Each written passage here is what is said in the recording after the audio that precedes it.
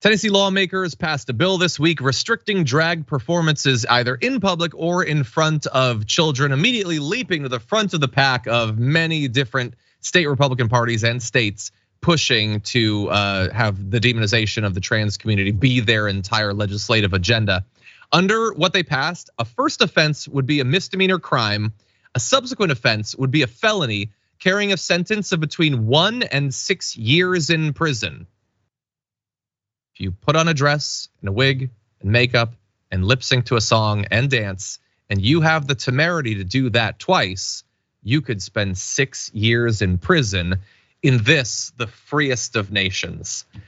Tennessee Senate Majority Leader Jack Johnson and his Senate colleagues passed it, calling it the criminalization of adult cabaret entertainment.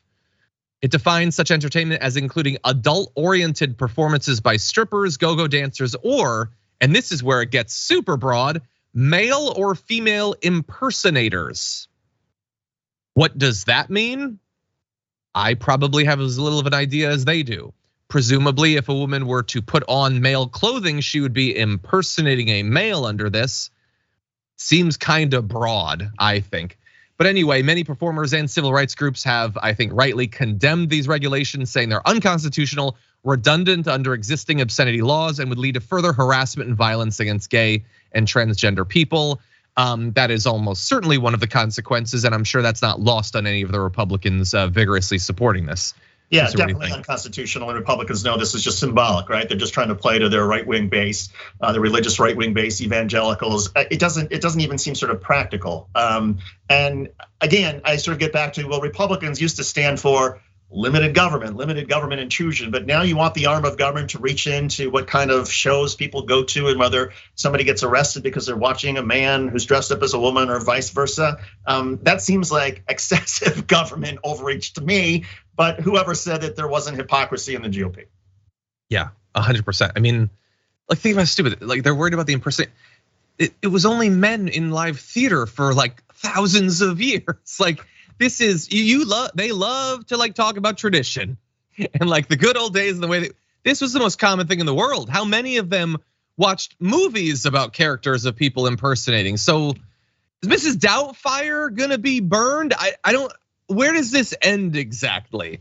Well, and I guarantee you, there's a place in Tennessee called Dollywood or Dollyland, something like that. I guarantee that where Dolly Partners had shows, there have been, and there will continue to be, some characters, men who end up dressing up as women, women who dress up as male characters because of whatever player performance they're putting on.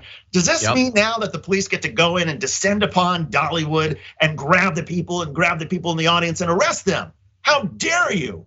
What? Yeah, it's so weird. Like, are we shutting down like, Tootsie? The entire thing is so stupid, and the fact that like it's split between these two groups of people. Many of them, the politicians, the right-wing media figures, don't actually care at all about this. Their lives were never hurt in any way by any of this. It's just pragmatic for them politically. So that's disgusting. And then you have some people who literally have allowed themselves to be worked into a frothing rage over this thing that has no effect on their lives whatsoever. I don't know which of those is worse. I wonder though, John, if it does have some effect and that there's a certain amount of projection that we inevitably see. We see this with evangelical preachers who get caught, with little children or extramarital affairs. I wonder if there's some lawmakers in Tennessee who secretly like this sort of lifestyle. There's nothing wrong with it. You want to go see a show and you want to see a transgender show, whatever it is, that's fine. But there's such self-loathing because they're taught to hate themselves. They can't be their authentic selves, that they need to codify it in law. That this is against the law, this is perverted, therefore we all must go to prison if we give in to our desires. That's really sad. I feel badly for the people in Tennessee. I feel badly for all of us. As Less Than Lucid points out, there go the Medea movies. This is just all nonsense. This is all ridiculous.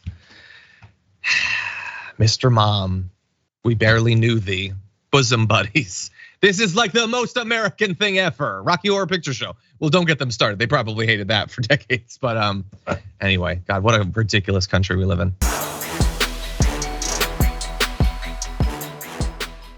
For more political news breakdowns, interviews, stories of activism, and me trying my hardest to care about the occasional big celebrity news story, subscribe to our YouTube channel at youtube.com/thedamagereport.